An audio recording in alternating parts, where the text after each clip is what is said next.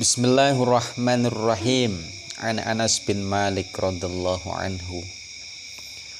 Kaceritaake saking sahabat Anas bin Malik radhiyallahu anhu qala. Kala wis ngendika sinten Anas bin Malik. Suila dan suwune pirsa sinten Rasulullah sallallahu alaihi wasallam.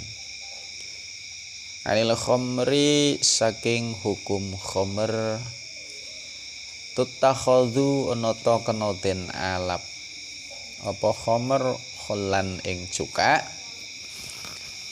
faqala sause den sune pirsa faqala mongko nuli banjur jawab sinten Rasulullah la boten pareng.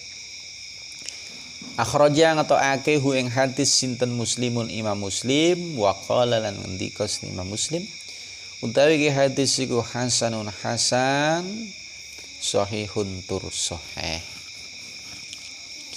Bahas tentang khamr. Bolehkah khamr minum-minuman keras anggur merah dijadikan menjadi cuka? Faqala maka Nabi menjawab tidak boleh. Jadi nek ono miras itu kan bisa berubah menjadi cuka. Ono miras kok dirubah menjadi cuka. Miras atau khamr itu kan sesuatu yang memabukkan. Sesuatu yang memabukkan disebut muskirun, ya. Sesuatu yang memabukkan itu disebut khamr. Kullu muskirin khamrun wa kullu khamrin haramun. Setiap yang memabukkan itu disebut sebagai khamr, dan setiap khamr itu hukumnya haram. Lah ketika ada khamr berubah menjadi cuka, maka cukanya itu suci selagi berubah menjadi cuka dengan sendirinya tanpa ada upaya dari tangan manusia. Tapi ketika mungkin dengan menaruh suatu benda di situ atau apa kemudian jadi cuka, maka cukanya itu tetap dianggap najis. Paham ya? Ini bedanya. Kalau berubah dengan sendirinya menjadi cuka, maka cukanya menjadi suci. Tapi ketika dirubah, maka itu hukumnya najis. Ya. Jadi ketika mau dirubah, sekalipun menjadi cuka itu tetap dengan perbuatan sama seseorang. Nah ini kalau menurut madhab Imam Syafi'i. Nah, baru ketika berubah menjadi cuka dengan sendirinya, ya, itu menjadi suci.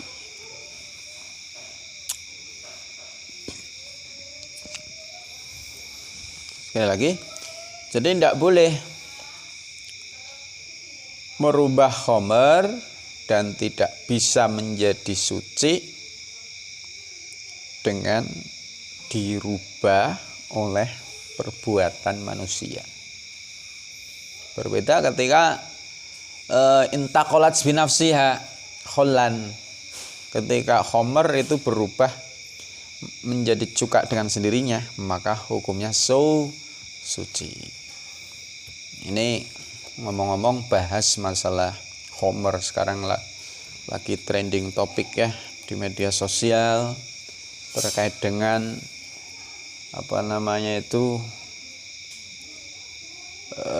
efek atau imbas daripada UU Cipta Kerja, yang mana Bapak Jokowi itu berlaku mulai bulan Februari telah melegalkan miras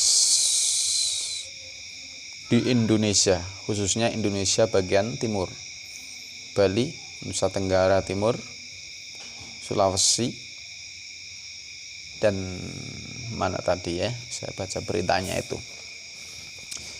banyak yang pro maupun kontra. Kalau saya gimana? Kalau saya jelas kontra dan menolak serta menentang peraturan Presiden Joko Widodo. Dan alhamdulillah suara yang menolak, yang menentang itu banyak dari MUI, PBNU, dan saya secara pribadi pun juga menolak. Nah gimana? Kurang apa bahayanya miras? Untuk apa dilegalkan investasi miras baik skala besar maupun skala kecil? Ya. Kurang tahu gimana bahayanya miras. Kasus di mana-mana terjadi pelecehan, terjadi kejahatan, terjadi anarkisme dan lain sebagainya. Cuma gara-gara dipicu karena miras. Itu dari segi bahayanya. Yas'alunaka 'anil khamri wal maisir kul fihima ismun kabir. Ya, yang jelas dosanya itu atau bahayanya itu lebih besar ya, miras itu. Sekalipun alasannya produksi untuk dunia farmasi dan lain sebagainya, tetap dikonsumsi oleh masyarakat, tetap dikonsumsi. Saat usaha miras itu dalam dunia tertutup pun itu dicari banyak orang. Apalagi ini ada peraturan presiden terkait dengan legalisasi investasi miras. Naudzubillahi min dzalik. Banyak yang bertanya, Kiai Haji Ma'ruf Amin di mana? Ya. Kiai-kiai yang jadi pejabat di mana? Kok nggak ada suaranya? Ya, wallahu a'lam.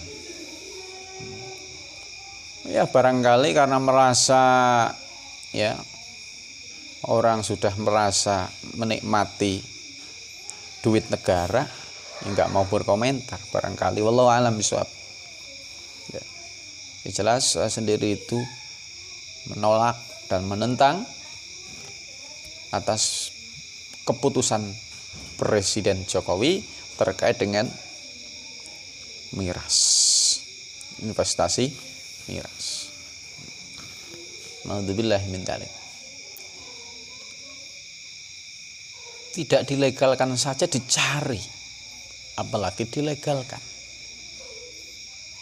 Dan kemarin saya prihatin ya melihat video, walau alam itu apakah editan atau asli, yang mana di situ kalau nggak salah di klub malam atau mana, di meja itu banyak sekali miras. Di situ juga ada PSK cuma pakai cawat doang. Ya. Kok ada yang doa ya? Kok koyok-koyok itu tasyakuran karena miras telah dilegalkan. Naudzubillahi min dzalik. Doanya pakai bahasa Arab juga. Ya, naudzubillah. Wis. Yang jelas bahayanya luar biasa. Dan alhamdulillah saya dari kecil tidak pernah mencicipi satu tetes pun. Apa itu topi miring, apa itu whisky, apa itu apa, saya nggak tahu. Ya. Baik, kita lanjut ke hadis berikutnya. Wa an Ibnu Mas'ud radhiyallahu anhu qala musnadika Rasulullah sallallahu alaihi wasallam. Qala antika sanan Ibnu Mas'ud qala ustausin Rasulullah sallallahu alaihi wasallam idza kuntum salasa. Idza kuntum ing dalam ari kalane ana sapa sira kabeh ana iku salasatan bertiga. Fala yatanaja mongko aja berbisik-bisik. Sapa isnani wong loro dunal akhir tanpa liyane hatta tahtalitu sehingga campur sapa sira kabeh bin nasi kelawan wong akeh min ajli anna dzalika krana arai temen setune mengkono-mengkono munajat ya tanaja itu yuhsinu iku nyusahake apa munajat ya tanaja isnani hu ing al akhir muttafaqun alaih wal lafdhu li muslim wal lafdhu alaihi talafale ta redaksi li muslimin kadui imam muslim. Rasulullah sallallahu alaihi wasallam bersabda idza kuntum salasah fala yatanaja isnani dunal akhir. Apabila kalian bertiga maka janganlah dua orang itu berbisik-bisik tanpa melibatkan yang satu. Ya, coba bayangkan apabila Mbak Arum, ada Mbak Uut, ada Mbak Solehot itu bertiga, gitu ya. Kemudian Mbak Arum dan Mbak Uut itu bisik-bisik. Mbak Solehah enggak diajak bicara. Ini hukumnya haram. Ya. Karena apa? Ini ada unsur menyakitkan Mbak Solehah. Ada unsur menyakitkan orang lain. Kecuali yang kumpul di sini itu banyak. Ada ya banyak, tidak cuma bertiga. Kemudian yang dua berbisik-bisik enggak apa-apa. Tapi cuma bertiga, yang dua bisik-bisik. Punya rahasia apa ini? Nah ini dilarang ya. Jadi hatta tahtal itu binnas sehingga baru boleh berbisik-bisik ketika orangnya itu lebih banyak daripada tiga orang. Inilah adab Islam. Ya makanya ini masuknya bab adab. Menjadi manusia yang beradab. Kok melegalkan miras? Berarti nggak beradab. Ya, jelas itu nggak beradab. Salah satu hal tidak mempunyai adab, ya itulah. Wallahu alam bissawab.